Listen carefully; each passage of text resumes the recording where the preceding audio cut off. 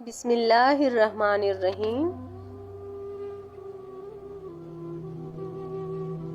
نقل اتارنے پر اسلام کی دولت مل گئی۔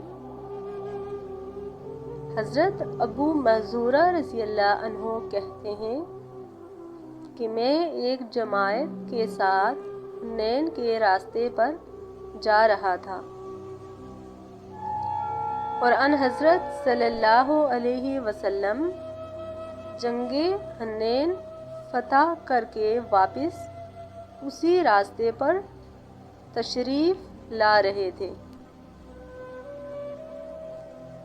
ایک جگہ حضور صلی اللہ علیہ وسلم سے ہماری ملاقات ہو گئی تو ہم کچھ ایک طرف ہو کر ٹھہر گئے۔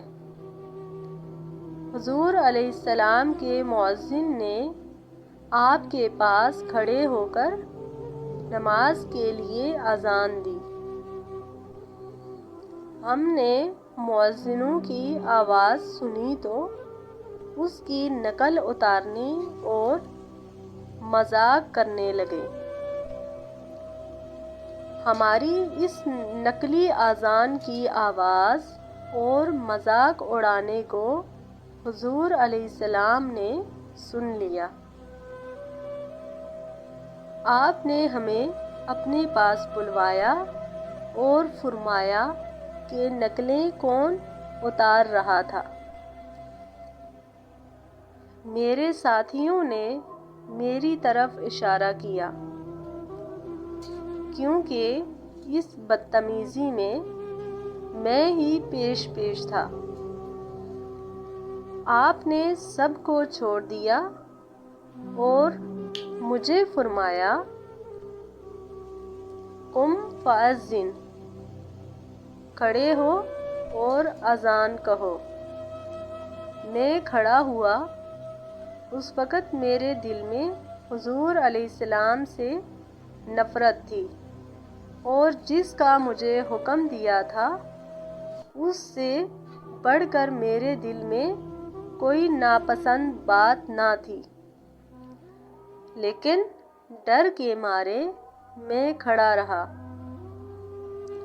آپ نے فرمایا، جیسے میں اذان کہلواؤں تم ویسے ہی کہتے جاؤ۔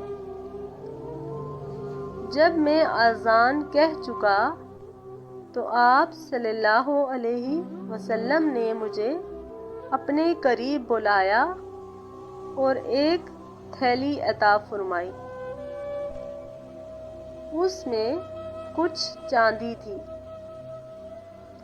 پھر آپ صلی اللہ علیہ وسلم نے اپنا دست مبارک میری پیشانی پر رکھا اور میرے منہ اور چھاتی پر پھیرا، حتیٰ کہ آپ صلی اللہ علیہ وسلم کا دست مبارک میری ناف تک پہنچا۔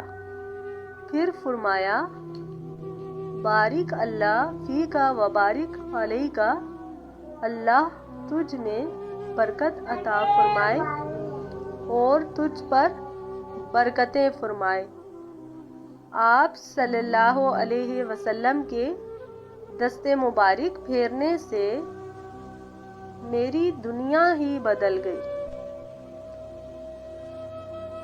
وَاذْهِبْ كُلَّ شَيْءٍ كَانَ رسول اللہ صلی اللہ علیہ وسلم من کراہۃ وعد ذالک کلہ محبت رسول اللہ، یعنی جس قدر حضور علیہ السلام کے خلاف میرے دل میں نفرت و کراہت تھی، یکسر جاتی رہی اور آپ کی محبت میرے دل میں ایسی سما گئی کہ میرے جسم کا رونگٹا محبت رسول صلی اللہ علیہ وسلم سے سرشمار ہو گیا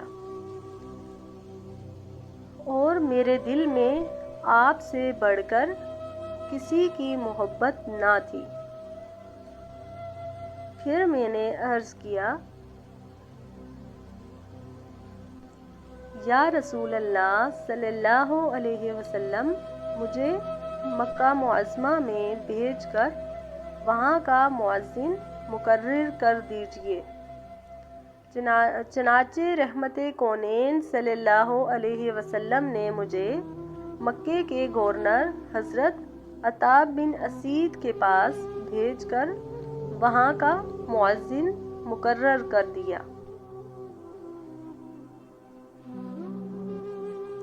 سنن بہقی شریف میں ہے کہ حضرت ابو محذورہ کی اولاد کئی پشتوں تک مکہ معظمہ کی مؤذن رہی۔